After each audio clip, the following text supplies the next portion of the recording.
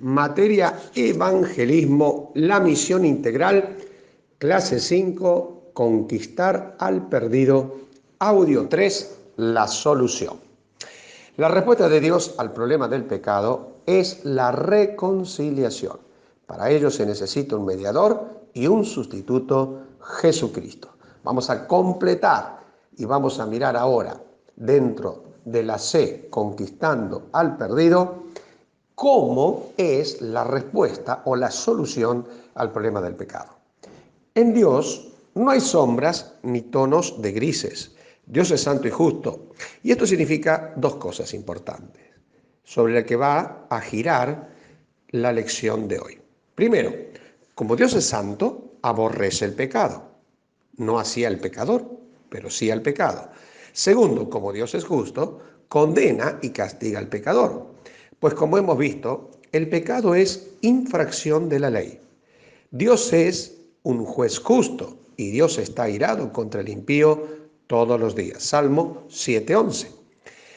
Pero lo que contrasta con estas grandes verdades es que Dios es amor, 1 Juan 4:8, y Él desea restablecer esta relación con el hombre, pues Él quiere que todos los hombres sean salvos y vengan al conocimiento de la verdad, 1 Timoteo 2:4. Pero, ¿cómo puede un Dios de amor coincidir con su propia santidad y su justicia? La única manera es la reconciliación. ¿Qué pasos dio Dios al respecto para reconciliar al hombre consigo mismo? Primero, en primer lugar, era necesario un mediador. Para la verdadera reconciliación es necesaria la introducción de un tercero o mediador. Es necesario un árbitro.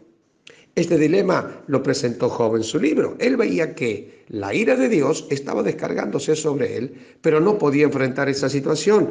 Necesitaba un árbitro. Job decía: yo soy impío, ¿para qué trabajaré en vano? Aunque me lave con aguas de nieve y limpie mis manos con la limpieza misma, aún me hundirás en el hoyo, y mis propios vestidos me abominarán.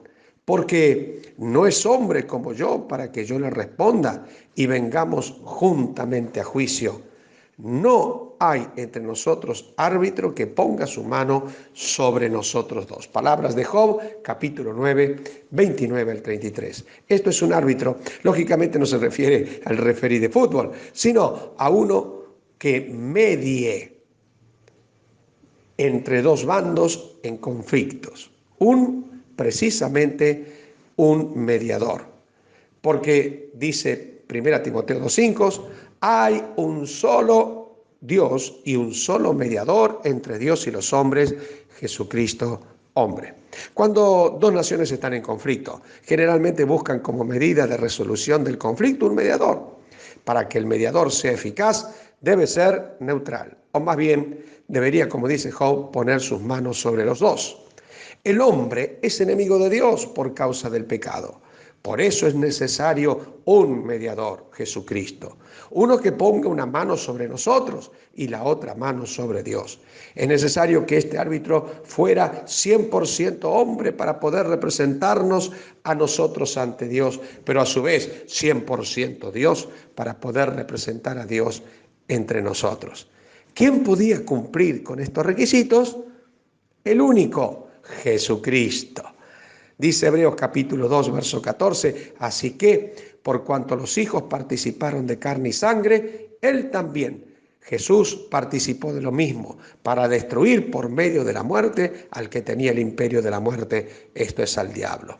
Y dice también Hechos 4, 14, Juan 3, 16, de tal manera amó Dios al mundo, que ha dado su Hijo unigénito para que todo aquel que en Él, en Jesús, el mediador, cree, no se pierda, mas tenga vida eterna. Es necesario un mediador que mira al hombre y le dice: el Padre del cielo está dispuesto a perdonarte si hoy te arrepientes. Y mira al Padre del cielo y le dice: Padre, este hombre, esta mujer está arrepentida para que tú le perdones.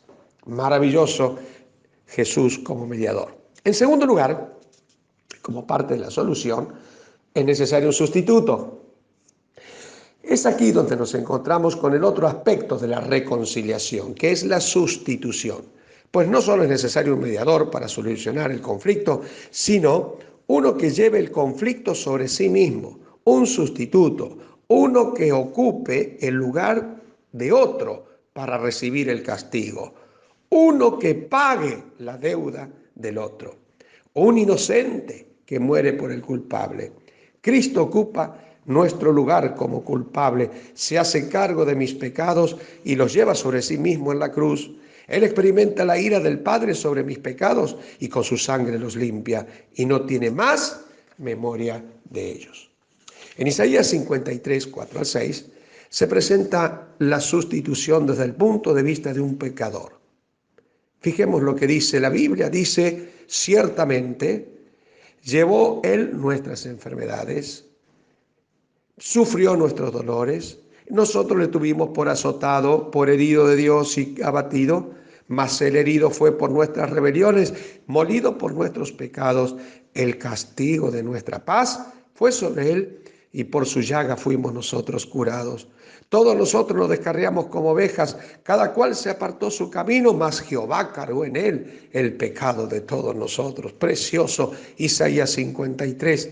En 1 Pedro 3, 21 al 25, el apóstol usa Isaías 53 para exponer estas verdades. Quien llevó él mismo nuestros pecados en su cuerpo sobre el madero, para que nosotros estando muertos a los pecados, vivamos a la justicia y por cuya herida fuisteis sanados. En 2 Corintios 5, 18 al 21, cuando se nos encomienda el ministerio de la reconciliación o la palabra de reconciliación, Pablo enseña de qué manera explicarlo. Dios estaba en Cristo reconciliando consigo al mundo, no tomándoles en cuenta a los hombres sus pecados, y nos encargó a nosotros la palabra de reconciliación. Y termina declarando, al que no conoció pecado, por nosotros lo hizo pecado, para que nosotros fuésemos hechos justicia de Dios en él. Jesús, el sustituto, haciéndose cargo de nuestra maldad y nuestro pecado. Al presente tema de la reconciliación, para terminar, con un mediador y un sustituto, es bueno tener ejemplos que nos ayuden a ilustrar la respuesta de Dios. Obviamente, ejemplos bíblicos. Creo que es importante tener en mente ejemplos bíblicos, pues la palabra de Cristo, la palabra de Dios ha sido dada no solo para revelar verdades, sino también para enseñarnos a través de historias narradas. Eso lo dice 1 Corintios 10, 11, donde Pablo decía, estas historias las están escritas para que leyéndolas podamos nosotros entender lo que Dios quiere y lo que Dios nos quiere. No hay duda que la palabra de Dios es la que tiene el germen de la fe y la vida eterna.